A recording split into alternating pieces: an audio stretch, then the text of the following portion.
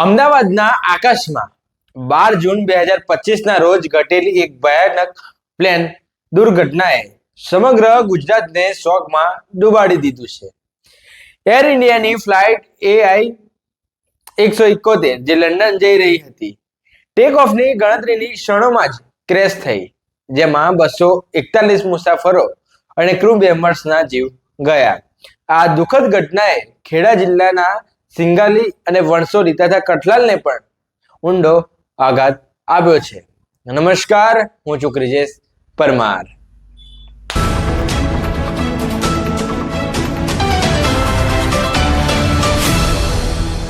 12 જૂન 2025ના રોજ અમદાવાદના સરદાર વલ્લભભાઈ પટેલ આંતરરાષ્ટ્રીય એરપોર્ટ પર થયેલી ભયાનક પ્લેન દુર્ઘટનાએ સમગ્ર ગુજરાતને શોકમાં ડૂબાડી દીધું છે. એર ઇન્ડિયાની ફ્લાઇટ AI-171 જે લંડન જઈ રહી હતી, ટેક ઓફની ગણતરીની સેકન્ડોમાં જ મેઘાણીનગર વિસ્તારમાં ક્રેશ થઈ, જેમાં 241 મુસાફરો અને ક્રૂ મેમ્બર્સના જીવ ગયા. આ દુઃખદ ઘટનાએ ખેડા જિલ્લાના સિંગાલી, વણસોલી અને કઠલાલ જેવા અનેક ગામો તથા નગરોને પણ ઊંડો આઘાત પહોંચાડ્યો છે, જે આજે પીડિતોની અંતિમ ક્રિયા ભારે હૈયે સંપન્ન થઈ હતી. આજના સમાચારમાં અમે આ ઘટના અને તેની પીડાદાયક અસરોની વિગતો તમારા સુધી પહોંચાડીશું.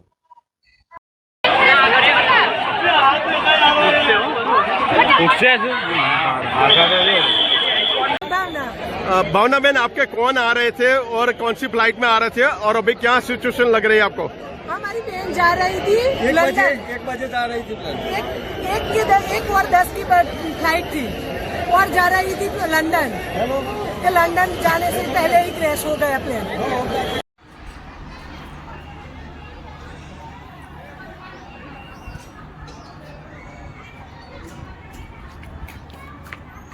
12 જૂન 2025ના રોજ અમદાવાદના આકાશમાં થયેલી આ દુર્ઘટનામાં એર ઇન્ડિયાની ફ્લાઇટ AI-171 ટેક ઓફના દરમિયાન મેઘાણીનગર વિસ્તારમાં ક્રેશ થઈ હતી. વિમાન BGM મેડિકલ કોલેજની હોસ્ટેલ પર પડ્યું, જેના કારણે 24 સ્થાનિક લોકો સહિત 241 લોકોએ જીવ ગુમાવ્યો હોવાનું સામે આવી રહ્યું છે. પ્રાથમિક તપાસમાં એન્જિનની ટેકનિકલ ખામી અને ફ્લેપર્સની ખોટી પોઝિશનને સંભવિત કારણો ગણવામાં આવ્યા છે, જેની ઊંડી તપાસ હાલ ચાલી રહી છે.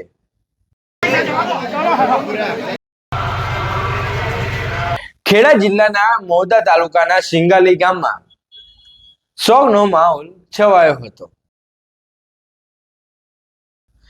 પ્રવીણભાઈ પટેલ અને તેમના ધર્મપત્ની રંજનબેન પટેલના મૃતદેહો ગામમાં પહોંચતા જ ગ્રામજનોનું હૈયાફાટ રુદન ફાટી નીકળ્યું હતું.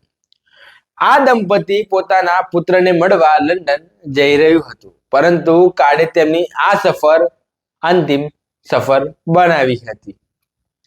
લંડનથી ખાસ આવેલા તેમના પુત્ર અને પૌત્રએ પુષ્પાંજલિ અર્પણ કરી હતી તથા અંતિમ યાત્રામાં ગ્રામજનો અને સ્થાનિક ધારાસભ્ય સંજયસિંહ મૈડા, DYSP, પ્રાંત અધિકારી, મામલતદારે પણ શ્રદ્ધાંજલિ આપી હતી.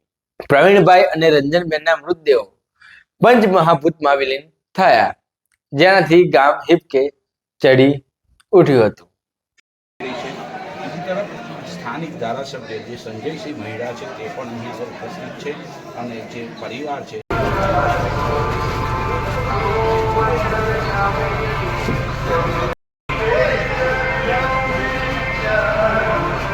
બીજી તરફ ખેડાના જ વણસોલી ગામમાં યુવક રુદ્ર પટેલની અંતિમ ક્રિયા યોજાઈ. આ દુર્ઘટનામાં જીવ ગુમાવનાર રુદ્રના અવસાનથી ગામ શોકમાં ડૂબી ગયું. સમગ્ર ગામમાં લોકોએ અંતિમ યાત્રામાં ભાગ લઈ તેમને શ્રદ્ધાંજલિ આપી હતી.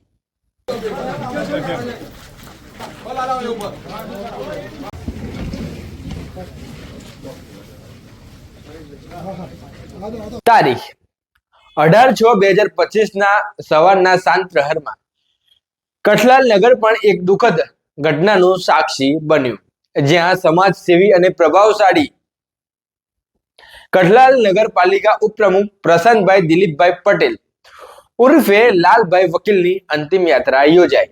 પ્રશાંતભાઈ એક એવું વ્યક્તિત્વ કઠલાલ નગરનું રહી ચૂક્યા છે કે જેઓએ ગામના કોઈ બી વ્યક્તિ એવો હોય અને એમના ત્યાં ગયો અને એવો કોઈ વ્યક્તિ એવો પાછો નહીં આવ્યો કે મારું કોઈ કામ પત્યું નથી.